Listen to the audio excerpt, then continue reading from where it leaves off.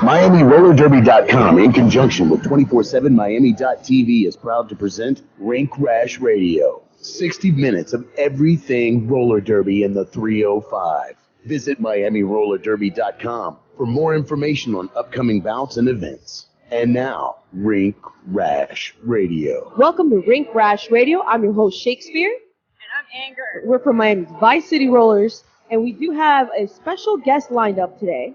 We're going to have Jackie Daniels later on in the show.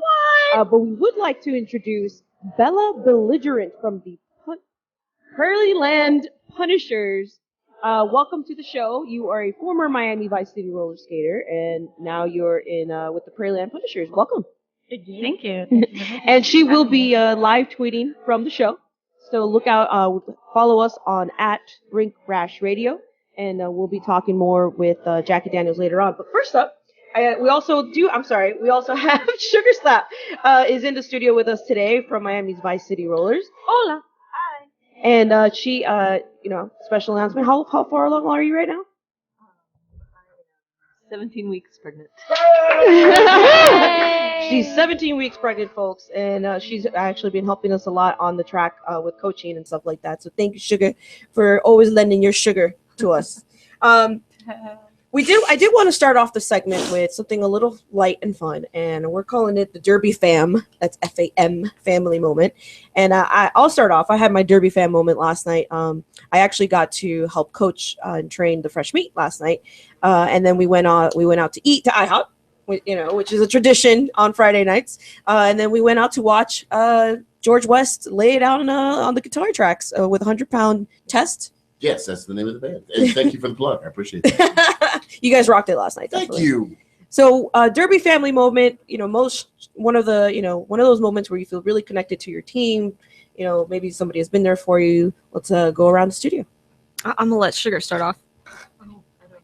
I feel very on the spot. Surprise! We've all had, that's one of the things about the Derby fam community is that you are a close-knit group and you spend so much time together. So just a moment that you've shared with your family. Not all at once. I don't know. I mean, I feel like the whole team is like a big family. So I can't pinpoint like one specific thing, a memory at the moment. But like, I feel like our whole team is a big family. So like, I'm always hanging out with family.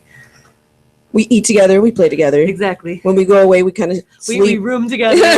we drive up together. So we stink together. We stink a lot. We stink a lot. I think last night we went to go see you at the show. I couldn't bear myself. Oh, you guys reeked. I mean, I love you, and I'm happy you came out and everything, but... he was like, thank God I was on the stage. Yeah, you guys were in one of the tables in the back. I mean, I came up and bought a round for the table and had a shot with you guys. I was like, that's and enough. I needed it. It burns your nose hair a little bit. A little bit.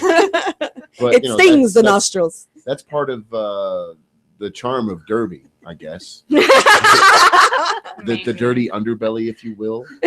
And Sugar, just to throw back to you, I mean, as far as your family members, and Bella, you being here as well, both of you being the ladies who taught my daughter how to skate, you affect lives with what you do when you're, especially with the juniors and that kind of thing. You're teaching little girls how to be alpha females. So don't discount yourselves. That you're every moment's and then so no moment's special. No, every moment's special. And you're special. He said it. Now that I got you in the studio and everything, I wanted to tell you to your face. Thank You're you. welcome. You heard it here, folks. We're awesome. Well, I have to say, even I think that I witnessed a moment with you and Gracie when, she wanted to come up with her name and you helped her come up with her name. right on the That's spot. right. That's right. Little creeping angel with the Doctor Who twist. Yes, that wasn't me though. I'm really bad at names, and I could even come up with my own name. So I actually put that out on Facebook. So my Facebook friends helped me with that, like a bunch of them. But still. So you outsourced it, not a But problem. You're a busy I cared person. enough to figure it out somehow. And we got Creeping Angel. Say again. And then we got Creeping Angel for Creep, it. and then you got little creeping angel out of the whole thing, and she's totally Derby attitude of pretty much about everything. Which as her dad, I'm happy to see. So what have you been up to lately, Bella? Just life. Moved back to Central Illinois, working, have a really good job, work with some really great kids, playing derby. It's mostly derby and my dog. We do see crazy pictures of your dog, River. I'm that crazy dog lady, yes. But no, back to derby. And with my derby wife, my lovely Kat Von Deviant. Yes, I have to give her a shout out. So your hair is now purple. Yes, it is. I think I've seen 3 different iterations of your hair. I think it started with red and then went to like platinum blonde. Yes. And now it's purple. Now it's purple. Is that for your team? No, it's just because I wanted to do something different. I've always wanted to go a crazy color. And I got permission from my bosses, which I thought was great because I work with kids. I work with kids with developmental delays. And so I thought it was a really good idea because I always wanted to, but it's always so great to show these kids that it's okay being different. And so luckily she thought the same way. So she's like, cool, have some purple hair. So Way to spin that. it's right. It's really great. Anger knows my crazy obsession with crazy hair colors. Oh, yeah. Crazy hair colors, crazy hair dudes. I've sat in the car with her while she tries to do mine. Just, yeah. She makes her own clothes. She had a Doctor Who, when you had your going away party, you had it was Doctor Who themed. Yeah. And you Oh, had that a was cool. Doctor Who TARDIS dress that you made. Yes. It was amazeballs.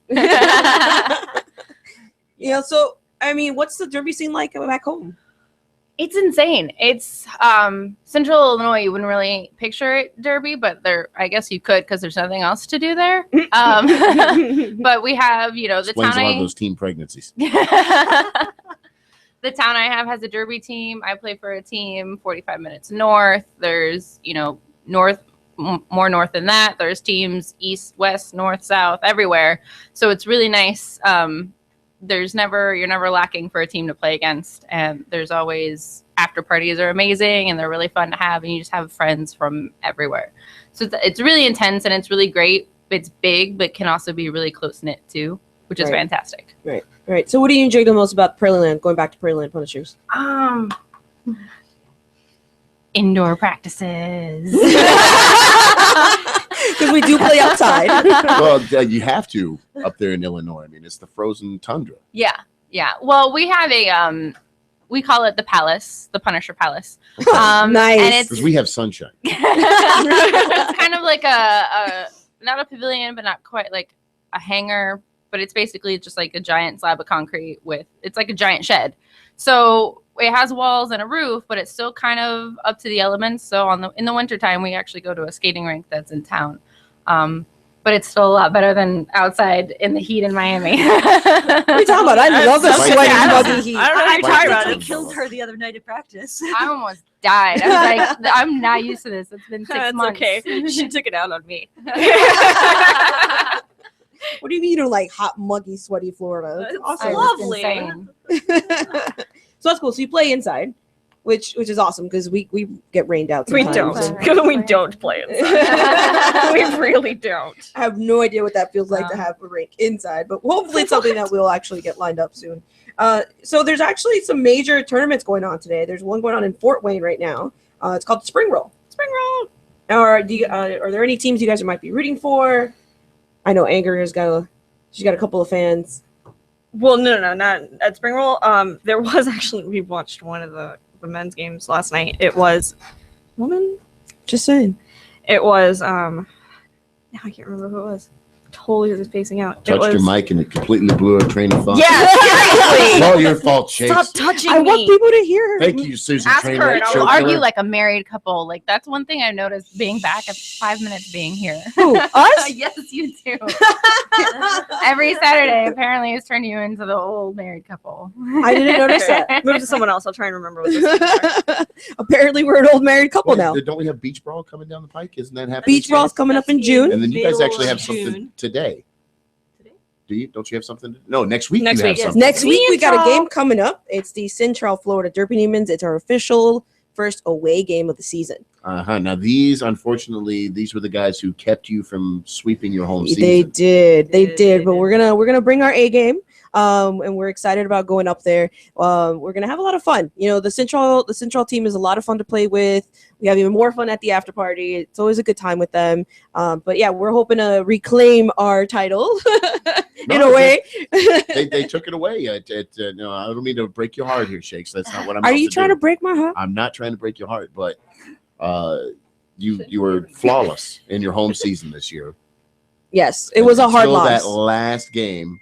You see what I'm doing? I'm trying to motivate you for next week. It was a really I hard want loss. Vengeance in your eyes, ladies. Vengeance. I'm going to admit, That's what I'm talking about I actually cried at the end of that game. I know. You know, I know. it was a really, really hard loss for us. You know, like I knew something was up because as soon as I got to the track and started setting up for the broadcast, the energy on the track was very intense and dark, yeah, for lack of a better term. And normally, folks start showing up and I get the, oh, hey, Georgia. Everybody's hugging and shaking hands and happy to see you. This time it was game face. yeah. Nobody Yeah. had time for pleasantries or anything like that. This is one of the most competitive games we've had this season. You know, They're a tough team. they're a really tough team. Lot of good skaters on that team. I got a few hard hits. I took a few Yes, you good did. ones. Yes, you you know, but that's what makes us a team. We rise together, we fall together. You know, and we're gonna go. Someone should put that on a t-shirt. I like it. I like it too. Anger, are you all set? We got a derby report? Yeah, okay. All right, let's do it. Thank you. Yeah, no, the game I watched yesterday was Magic City, who's out of Jacksonville, Florida team. They're really good. And then Race City out of Indianapolis. Magic City did so good. Oh my god, their walls are incredible too. Magic City. Yeah. Okay, that's a men's team, isn't it? Yeah, it was a men's game. Magic City Misfits versus the Race City Rebels. It was so much fun to watch because they just knock each other down. Now, do you have a preference watching men's derby over women's derby? Because I personally like men's The derby. ladies, hello. I'm just- I think George has a preference. don't get me wrong, but the guys just look stupid doing it. I Oh. No, not if they're higher level. Like I watched some of the higher level ones, and Yeah. I'm really bad at watching derby footage. Everyone's always like, watch games, and I'm So really am I. bad at it. But I watched the men's championships like religiously when it was on because I don't know. For me, it's easier to follow for some reason. I don't understand my brain. We'll agree But to disagree. No, I like both, but men's to me, it's just different because like the women I watch because it's like this is what I want to do, and the men I watch because it's like this is fun. Well, anyway. Hold that thought. Central Florida Derby Demons. It is our first official away season. That's going to be next Saturday, May 23rd. If you guys can make it, tickets are available at We Love SFDD. That's CentralFloridaDerbyDemons.com. And it's going to be at the Daytona Harley-Davidson Center in Ormond Beach, Florida, Saturday, May 23rd. Doors open at 5:30 p.m. And we hope to see you guys there. Next up, Jackie Daniels, all-star player for Windy City Rollers, now with the Texas Roller Girls and Team USA. So stay tuned for more Rink Rash Radio.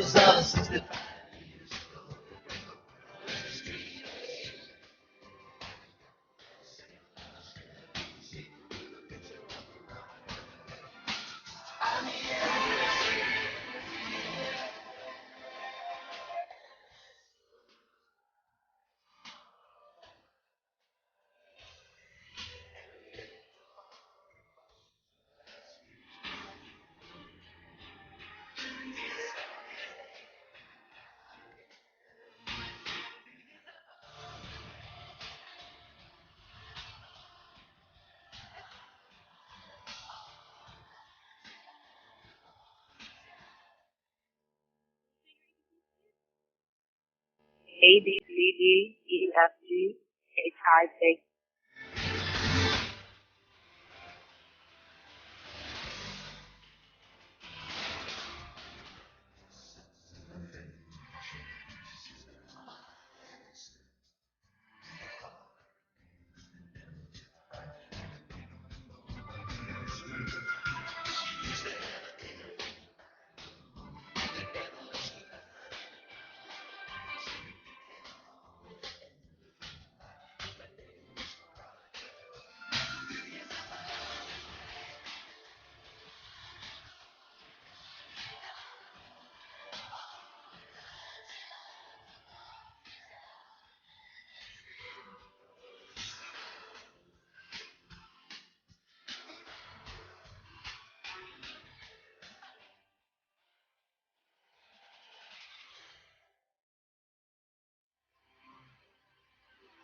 By skaters, for skaters. You're listening to Rink Rash Radio on 247miami.tv. Welcome back to Rink Rash Radio. We have a very special guest on the line. On the line with us today is Miss Jackie Daniels, who's among the most experienced skaters and coaches in roller derby. She's been playing for 10 years and is an inspiration to us all, having played in some of the highest levels of competitive derby. She began with the Grand Raggedy Roller Girls in Grand Rapids, Michigan, then played with the more established Windy City Rollers in Chicago, and was also on their all-star team. Sponsored by Riddell, Jackie Daniels is affectionately known among fans as America's Girlfriend and has been written about widely in the sports press from daily papers to the Huffington Post and ESPN. Earlier this year, Jackie relocated to Austin, Texas to join the Texas Roller Girls, and we can't wait to learn more about all of it. That's quite an introduction, Jackie. Thank you for coming on to the show. Thanks for having me. I'm excited. Welcome. So we were earlier in the segment in the show, we were talking about a derby family moment, and just a moment where you really felt connected to your derby family. Do you have a moment that you'd like to share with us? Where I felt connected to my derby family? Yes. Gosh, I kind of. I always feel pretty connected to people, or, I'm not as good with having an online presence, but I try to be very present, at events. So I feel like a lot of times, anytime I'm either at practice with my team or at games on game day or at away games or after events when I'm with other skaters that have been either competing that weekend or they're spectating that weekend or fans. That's kind of the best of the best is when you're living in the moment and spending time with the people who care about the sport and what's happening. And that's kind of, always the greatest moments is, even being in those meetings leading up to the games or kind of being in those post-game meetings with everybody. And then, the subsequent events either with your team or with the fans or the other people at the event. Absolutely. Just kind of really where it all comes together and you realize you're part of something bigger than yourself. Yeah, and absolutely. And you come around for the love of it. That's fantastic. So let's start with pre-derby. Who is Rachel Bachheim? And I might have butchered that. I apologize. Oh, it's okay. No, that was actually correct. Okay. Well, there's not much of a difference. I mean, to be honest, I've always been really driven and passionate and very active person. Just the activities were a little bit different. So right. You were a gymnast for like 10 years. Yeah, but that was very early on. So when I started derby, I was 25. So I hadn't done gymnastics and since high school. So I had been out of it for quite a while. But right before derby started, I had just bought my first house, and I was in Grand Rapids, and I was a production manager for a really wonderful graphic design firm. And a lot of my friends that I stayed in contact with were kind of really in serious relationships or starting to settle down and have kids. I just kind of wasn't there yet. I was looking for a little bit more, like, I was looking for maybe something different to do. Because I was like, I'm excited about buying my first house, and like I was working on that. And I was very outdoorsy. I did a ton of camping and fishing and kayaking all over Michigan. So I am a huge Michigan fan of an outdoors woman, which I still am, but a lot of that's been on hold because I've prioritized Derby, Because it Hopefully takes over your people- life. What's that? Because it takes over your life. Absolutely. And I'm hoping that everybody takes care of the environment so nature is always there. And I can do that after maybe I can't play Derby as competitively anymore and might have a little bit more time. So I kind of read an article about Derby kind of happening, and I was like, that is absolutely what I'm going to be doing. So there was you knew kind of right off no the bat. question. Yeah, I knew exactly. It wasn't even like I'm going to try out. It was like, I'm going to do that. That is absolutely perfect for me. And the article didn't even really say much. And it wasn't even about, and I thought, there's no way there's a team. So at the time I had a second job bartending at nights just to try to pay off my college loans and pay for the house that I just bought. Wow. And I was talking about it constantly. It was like a little neighborhood bar. So I was always having conversations with people, and I just kept saying like, oh, there's this roller derby's happening and blah, blah, blah. And I want to do it. And this guy's like, oh, this woman from my office is just starting with the team here in Grand Rapids. They're just starting a team. And I was like, no way. Wow. And, Look at that. Just so that's talking. how I kind of got looped in.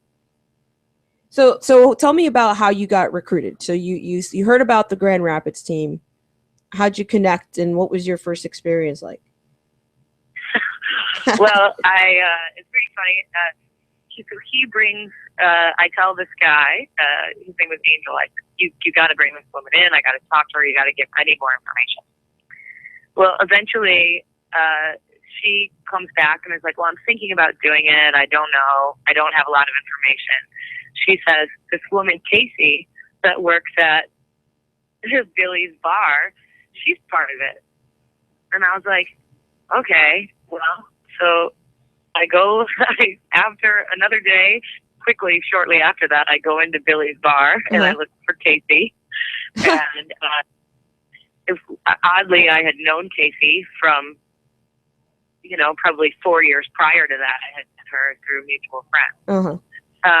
And she's like, yeah, we have practice tonight. Our colors are black, white, and red. So wear some black and red and show up. Wow. And I had been kind of scheming for days and days before that because I knew I was getting close to like finding them and figuring out how this was happening. So I had like already been like through the list of what my name might be and stuff like that. So I kind of I showed up the first day. And, it was a smaller town. It was 2005. Derby wasn't huge. So there was a good amount of skaters there. Most people were still kind of learning to skate. And I wasn't the skater I am today by any stretch. It's hard to imagine because you're freaking phenomenal. So thanks. I wouldn't call myself a wall hugger. I was balanced, but I wasn't, as smooth. So I kind of joined that day, and I was into it. They had a fundraiser planned, their very first big fundraiser planned for a few weeks after that. And I had a lot of experience in project management and production management, at a graphic design firm. So I was like, well, what are we doing to promote this thing? What can I do to help? And that was the first time I kind of raised my hand to do a lot of things for roller derby, and it kind of snowballed from there. None of us know what that feels like. Yeah, so it was a really awesome event. We at the time I drove a full-size Chevy Silverado, and we needed somebody to pick up the dunk tank. So I picked up the dunk tank, and I laid out all the directional signage for this way to the dunk tank and this way to arm wrestling. And, here's all of our raffle stuff. So, I kind of helped a lot of the stuff at that event. And then after that, I apparently seemed pretty capable and was, eventually into helping start the business. And the teams and all of that. So you got a really interesting opportunity. Well, first of all, it sounds like you went on a hunt for the team, so that kind of like just the anticipation of joining must have been really, really like awesome, and then actually joining, and then lo and behold, you get pulled into committees, which we all laughed simultaneously because of course, right? Yeah. And you get to be part of the beginnings of something, which is really, really cool. So you've played not only for the smaller league who's just starting, but then you've also got to play for a bigger league where it was already well established. Was there a difference for you when transitioning from, Michigan to, Windy City? I really expected it to be like this. Like what? I'm sorry? There's a skating side and then there's like a business side. And I really expected all of it to feel very, very different. And every experience to be very different.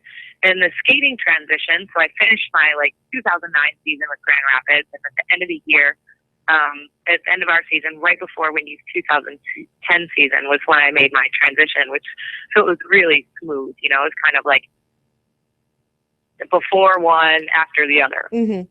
And I, was really worried about, tryouts for the All-Star team, but I landed on a great home team called the Fury, and they really incorporated me really well into kind of the league and all of that.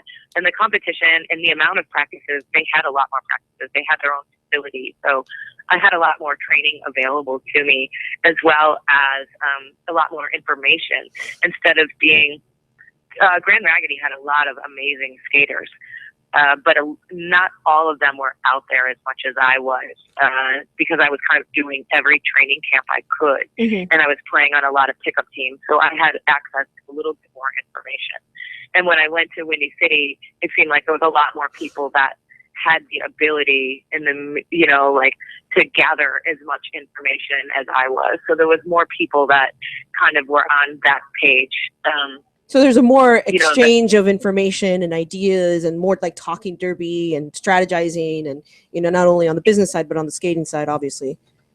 Exactly. And anytime you play for a the higher the competition level gets for your team, if you're in that top 10 group or that top 20 group of players, you obviously have to be much more forward thinking. And a lot of that stuff comes, we see things that we're like, oh, Rose City did this or Gotham did this, and a lot of people emulate those things. But being one of those, top 20 teams, you are kind of sometimes spending more time thinking about things that aren't being done.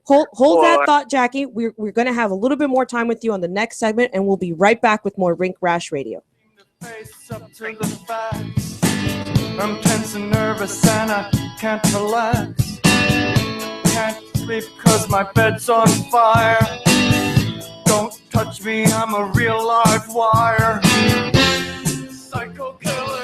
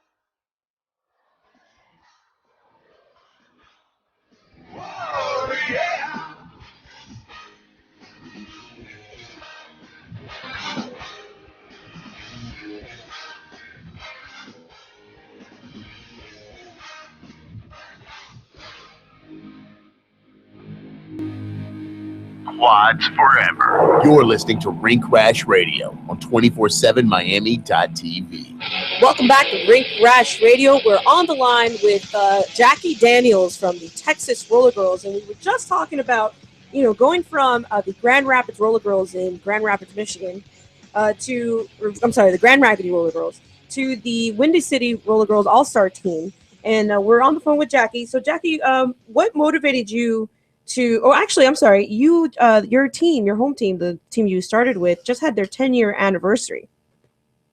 Yeah, they did. It was awesome. I was sad to miss it. I actually shed a couple of tears seeing like all the old skaters. I was at the Big O with, which is the only reason I would have missed the event is for playing roller derby. But I saw all the old skaters that had been my teammates for 5 years in their old first uniforms and all of that, and everybody was posting their old photos on Facebook. So it was a really kind of like special week leading up to it, and the day of, just to see everybody getting back together and see how many people made an effort to like get back out for the first game and drag out those old uniforms, all the alumni, as well as get to celebrate how many of the players are still players and volunteers that are still involved there. Right. So you were there from with them from the beginning, and then you got to see them 10 years later. And yeah, absolutely. I was the lead, basically, I was like the board, and I was the board chair for the majority of the time I was there. Mm-hmm. So I was really passionate about the business and the league and the training. So they are a really well organized and really like upstanding league with their kind of commitment to the skaters as well as the business and Grand Rapids, the city. So it's awesome to see like how successful and like how they've always been moving upward since. So it's really cool. Nice. So you're obviously very proud of your team, of your home team where you started with. So what now you're at this point you've transitioned over to Windy City in Chicago. Was there what was your reason or your motivation for moving to Chicago after Michigan? Part of it was it was a little bit of like a life shakeup as well as derby as well as job. Like it was just kind of like a lot of things just weren't all kind of coming together. I had things had been kind of slow at our office for a little while, and we were working on rekindling that, and my role was kind of changing, and I was having a little like I wasn't sure I wanted my role to change. I really liked what I was doing, and it was a great role, and it was an opportunity. It was a wonderful company, and it's like I had been going through a rough breakup, and I was like I wanted to play a little bit. My dream was to make it to WFTDA championship always. And Grand Raggedy had a lot of really great skaters. And they, I believed in the league and the skaters. But, as when you have a small league, there's turnover hurts a lot more than bigger leagues. And that was always kind of heartbreaking to me to be like, okay, like we can do it, this year. And then like seeing like a lot of retirements and having to, you have to you have to dig deep to always kind of be training up a lot. And so can I pause you for a second? Because you touched on something that I think that, we ourselves as a small league in Miami have to sometimes deal with too. And that's losing some of our major skaters. Like, how did you, even just on a personal level, deal with the heartbreak of losing, a major skater? It was really difficult. And I kind of, what I eventually kind of came to the place of is like, roller derby is a really like passionate sport that does require, and I feel privileged that I've been able to stay, because there's people who have to go for life reasons, and there's people who have to go because they feel like they've achieved something. And I'm granted actually a lot of sacrifices in probably my personal and professional life to dedicate myself more to roller derby, and I've been able to take that risk. Perhaps it was because I started a little bit older and I didn't have children, and there's some people that feel very happy they got to include it in their lives.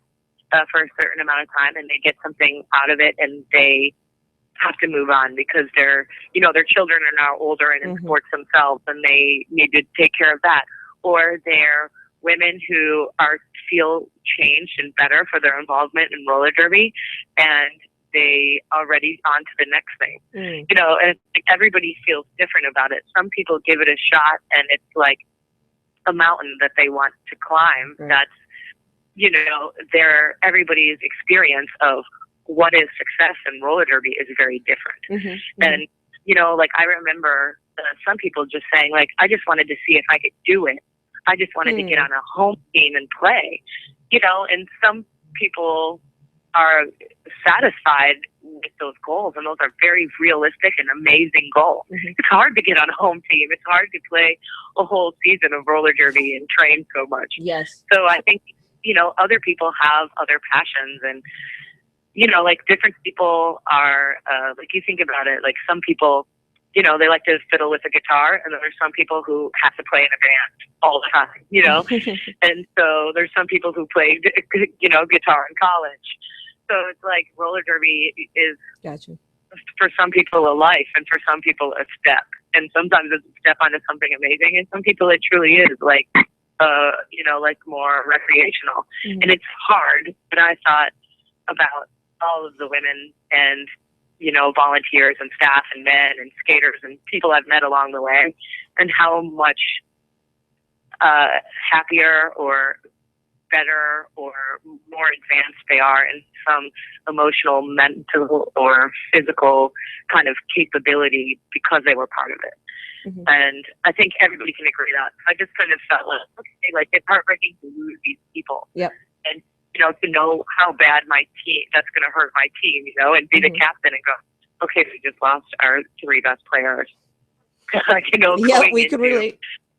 It was this really tough season, and we were so close to being able to beat our biggest rival or whatever that was. But also, like, I had to just think about it in terms of like, God, look at what better humans are out there now because they gave this a shot and tried and they met their goals and they did this thing and they care about it, And so I just had to like take roller derby out of the equation and think about the humans, and be like, they're doing the best they can for their lives. And they're better people because we were involved, and we were very lucky to have them for as long as we did. And now we need to like kind of honor this team still as they would have if they were here, and make the best of it and move it forward and still kick ass and win games, kind of despite the fact that there's big shoes to fill. That's beautiful. That's so moving. I mean, I'm moved to, I'm very emotional right now for you saying that. That was absolutely beautiful. Thank you for sharing that, and I hear you. What you're saying is change your perspective, because it is about something bigger than ourselves, and it's the people. These are at the end of the day, they're your family too, and we want what's best for them. Exactly. As a person, as a person who's gotten a lot of backlash from leaving, I left a team for a better team, and then I moved away, and then I moved away again. I've gotten backlash for being that person that left and that moved, and to hear you say that, to say that it is possible to be the better person and to think about how that person is making a good life decision for themselves and has had their life better because of derby, that makes me feel amazing. And I just wanted to say, like, thank you for that, because that was just fantastic. You're welcome. It's true. It's hard to leave. It is, and it's hard not feel kind of guilt, and it's hard to not, and it's hard for other people to not be upset with you. But it is true. Like, we only have what we can do, and we all have a short amount of time. And because of the age that most of the people are that are in roller derby, their lives are at a point where they're going to change. We're going to move cities. We're going to change jobs. We're going to have relationships come and go. Like, there's a lot of things all these people are figuring out in our age group. Right. And, sometimes derby can be a catalyst for those things happening, but it's a wonderful thing that we have kind of the comfort and strength of structure to be able to make those changes in our lives easier. Right. Because we are like, oh, well, there is another derby team, or there is something else that I want out there, instead of always, if we didn't have that, maybe taking a shot in the dark and being like, well, I might want to move to a bigger city, or I might want to move somewhere warmer, but I don't know anybody, and I don't know, like if I can get what I want there. It's nice to be able to identify what you want and go there. And it is hard for other people that might not have the flexibility to pick up and go. Right. But Right. I know that I'm jealous of other people at points, like in a smart way, but that have a really secure and stable life, and or that have a family, or or a really solid relationship. It's like, yes, I have a lot of flexibility, and I could move 3 or 2 times in my roller derby career, which is amazing. But I also don't have kind of the stability that a home or a family, or this constant career with like this good success path ahead of me, or whatever that is. Jackie, hold that thought. We're going to have one more segment with you, and we can continue this conversation, which is completely engaging. We love you so much for sharing this with us. Stay tuned for more Rink Rash Radio.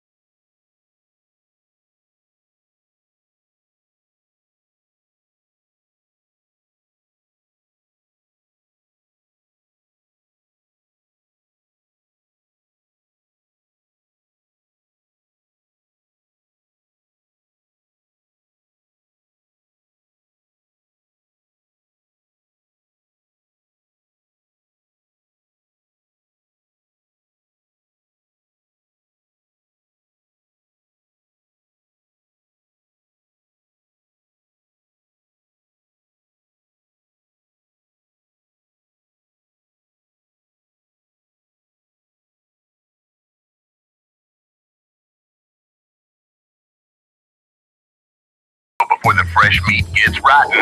You're listening to Rink Rash Radio on 247miami.tv. Welcome back to Rink Rash Radio. We're talking to Jackie Daniels from the Texas Roller Girls and who has also played for Team USA. We were just talking about what it's like to transition from a smaller team to a bigger team and the reasons why skaters leave. But we do have a question that we're dying to know. And Jackie, can you tell us what can you tell aspiring skaters about what it takes to play high-level derby and the challenges that you will face? I think the challenges is part of it is the frustrations and what to do to get better, and how to kind of recruit the right amount of help to get there and to see what you really need. Diagnosing, I think, your own problems can be really difficult. And sometimes your coaches, captains, or skaters might not have the, if you just ask them for, feedback, they might, they may or may not be giving you 100% of the information, right? Maybe they're not as good at diagnosing is that you might have with your own mechanic. Maybe they aren't that experienced, right? Maybe you're asking your bench coach who's been with your team for less than a year. That person may have all the answers. They may be a really amazing bench coach. So sometimes it can be hard to, I think, diagnose your problem. So I think recruiting information from people, not necessarily always your captains and coaches, or not necessarily always the best skater that you admire that might be on your team, but asking somebody who's worked through a lot of issues to be able to help give you advice about what you might need to get to the next level. And setting yourself realistic goals, right? Like, I always have 100 things I'm working on in Derby, and 100 things at home, and 100. But I'm very realistic about what I want to achieve and what I think I could do in a small amount of time. So what are for purposes of our listeners who are who are skaters, what might be a realistic goal that you can set for yourself when trying to get to that next level? Well, it depends. It took me 8 years to learn how to plow stop. But I set that goal every year. I set the goal every year that I was going to learn how to plow. Jackie, are you there? Oh no. No, the connection is not good. Hang tight, guys. Looks like we're having some phone issues, but we'll keep the conversation going. That actually made me feel really good that she said it took her that long to get plow stops. That maybe had to happen because it was getting really emotional. we were close to. No, I needed the info. The price of Kleenex stock. Yo necesito all the info. So we're okay. So we're gonna try and call her back in just a second, guys. If there are any questions that you'd like to ask Jackie, please tweet us at Rink Rash Radio. She's also on Twitter. So you can go to our page and find the post that we did with Jackie on there, and you could tweet her live. So let's just give while you try to get her on the phone, we're gonna try to get her on the line. Anger, did you have the report for what's going on around the world of roller derby? Who's playing this weekend? Maybe we could talk about the spring roll a little bit. Yeah, I mean, there's spring roll, and then actually tonight, because apparently it is now obligatory for me to rant on and on about Denver. Okay. Denver is playing Gotham. Hey. Whoa. Tonight. So that should be exciting. I'm pretty sure that's tonight. Oh, God, I hope that's tonight. But yay! So that is exciting because Denver is amazing. And I want to watch them get And then Beach Bash. Beach Brawl. Beach Brawl will be when is that coming? That's next June month. 12th through the 15th, I believe. And that's right here in South Florida. Yes, it is. It is in Fort Lauderdale. They are, it's just a big tournament of peoples. Fantastic. I think we've got Jackie. And hopefully we will. Jackie, are you on? I am. Okay. I can stop ranting now. Hi.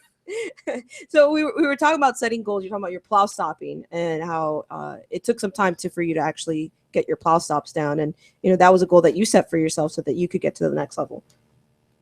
Right. And so that's kind of a fun example one, but I never got frustrated. I mean, obviously it was annoying, but I kept at it and I put time in and I recruited a lot of help. I mean, and I've skated, I've had a lot of access to a lot of other high-level trainers when I've been away training.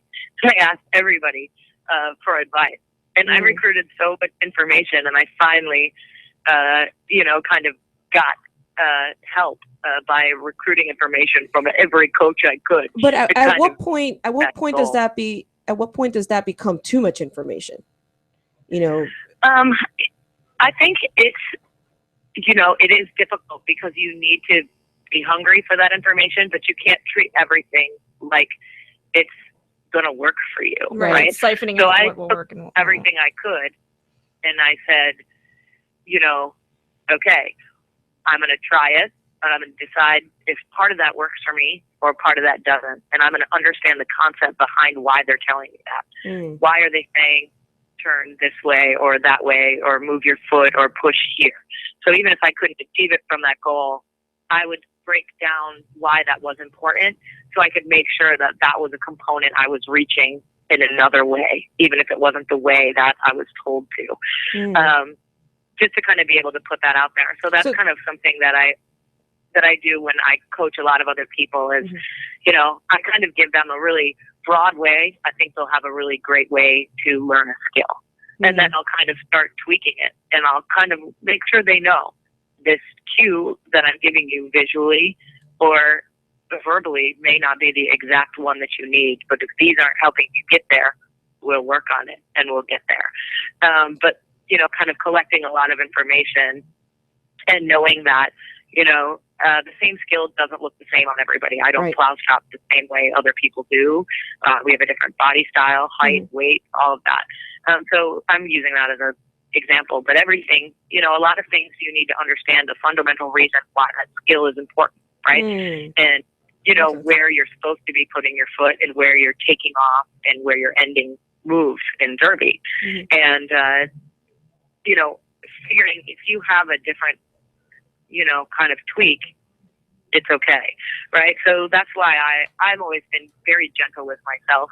Usually, if I can't do it exactly like someone else, or if I can't do it yet, a lot of people I find that are much newer, even in the sport, they put a lot of pressure on themselves and have very high expectations of themselves to be able to turn things over overnight or very quickly. And I've noticed that a lot of people expect return much faster than I do of myself, and it is that's a good thing to set high goals, and it can be realistic. There are skills you're going to learn overnight, but there's skills that are going to take a long time to achieve or a lot of practice. So you bring up a good point, and that's that you're more than a skater. You're also a coach, and you do coach all over the place. You know, so yes, I do. And tell us a little bit about, you know, you were talking about the DuPage Derby Dames. What have you enjoyed the most about coaching with them, and what is coaching different like for you instead of just skating? I love coaching. I